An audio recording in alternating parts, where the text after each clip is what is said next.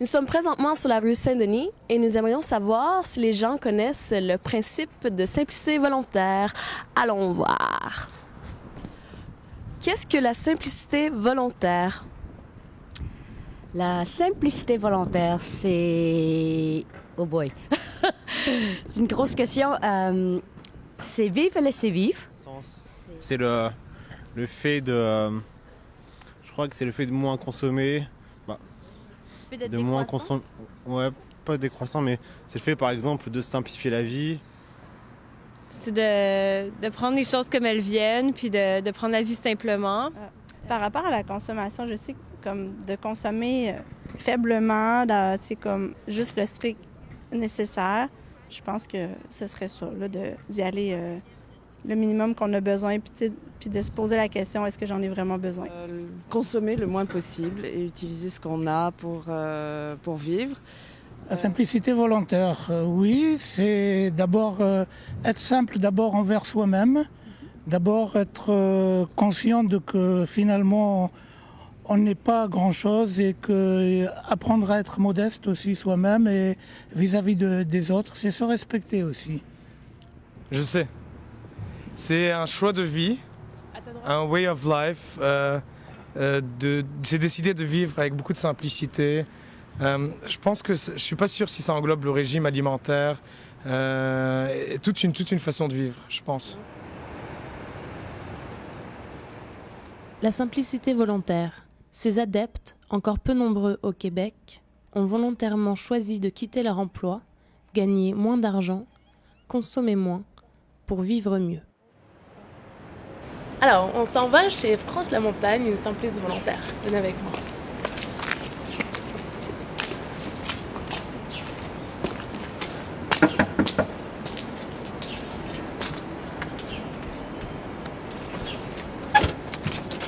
Bonjour Marine!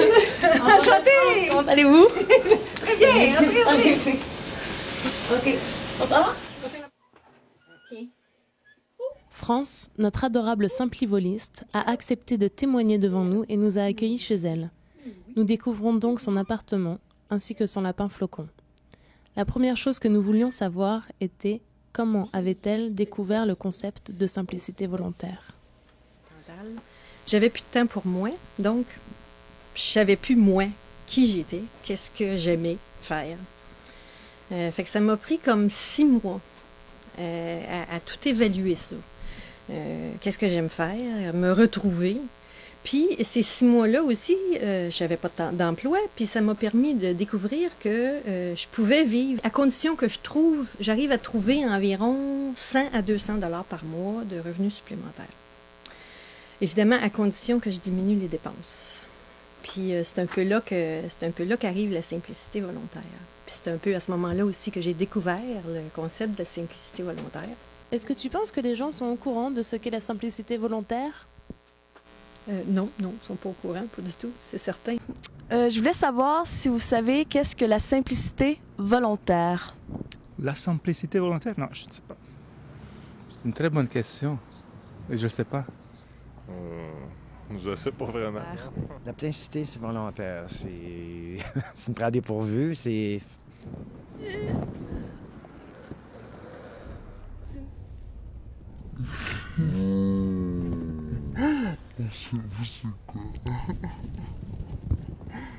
Je sais pas, explique-moi là. Je sais vraiment pas. Je n'ai aucune idée. J'ai jamais entendu cette phrase dans ma vie, alors je ne peux rien dire. Tes motivations au départ sont économiques, si je comprends bien? Oui. Plus que écologiques? Bien, ça, c'est 2 choses différentes. Moi, je ne conçois pas la question de la simplicité volontaire comme étant nécessairement intimement liée avec la question écologique. C'est sûr qu'en général, moins tu consommes, donc moins tu dépenses. Moins tu dépenses, moins tu consommes, moins tu vas avoir d'impact écologique, c'est certain. Je recycle plus beaucoup, c'est-à-dire que je ne mets plus beaucoup de recyclage à la rue parce que j'en ai plus tellement à recycler. Je mets environ l'équivalent des petits sacs à marché, là, Blaze, je sais pas trop, là, je mets l'équivalent d'un sac comme ça par mois à la rue, en déchets réels. Fait qu'on ne consomme plus. Notre empreinte écologique diminue nécessairement.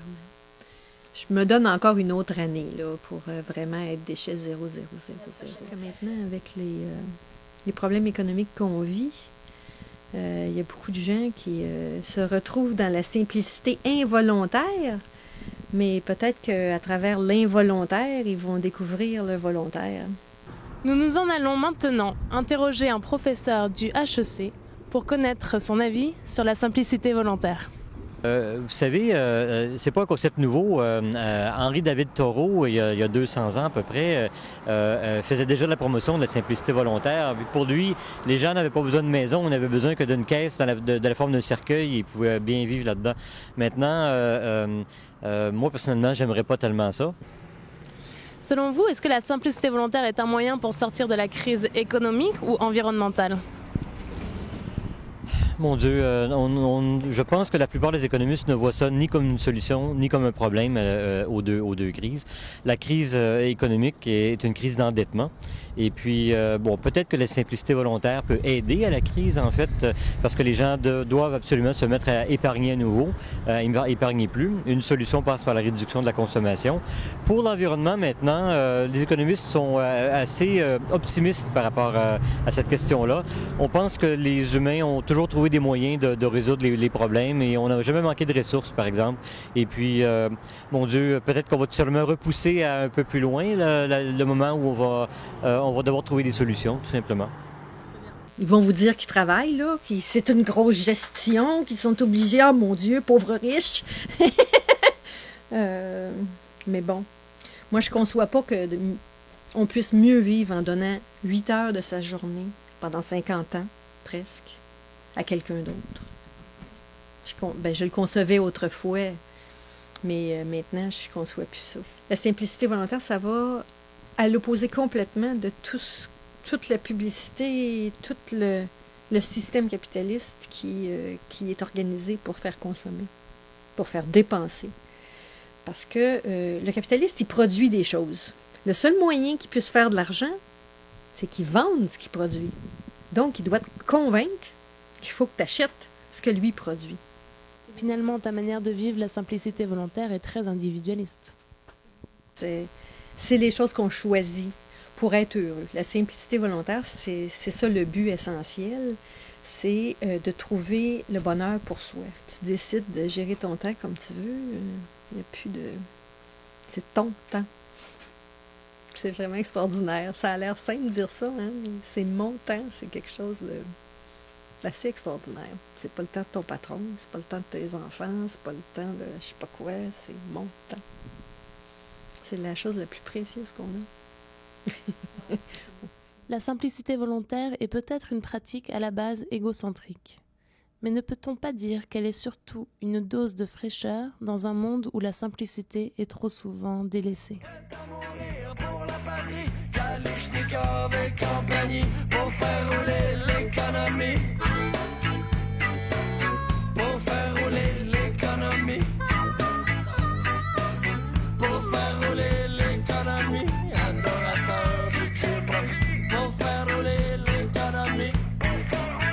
Je peux imaginer des choses, mais s'il y a une définition exacte de la simplicité élémentaire, volontaire, non, je dirais que je ne sais pas. Il y a une définition exacte? Oui, effectivement. Non, je ne sais pas. Non, merci beaucoup, monsieur.